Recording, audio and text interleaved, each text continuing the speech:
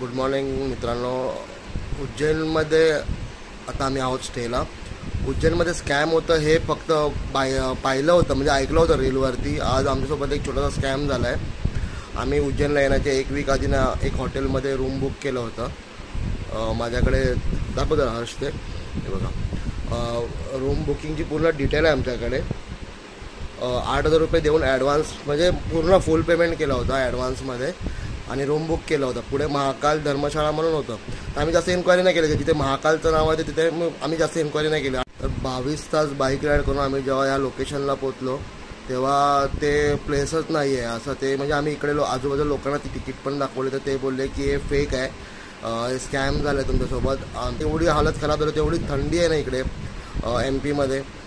तर म्हणजे एवढं बेकार वाटलं. पण लगेच आमचा ऑलरेडी एक मित्र इकडे ऑलरेडी आला होता, तर त्याच्याच हॉटेलमध्ये आम्ही दुसरा रूम लगेच अवेलेबल केला. तर उज्जैनला तुम्ही जर येणार असाल ना तर ॲडव्हान्स बुकिंग किंवा ॲडव्हान्स हॉटेल करूच नका.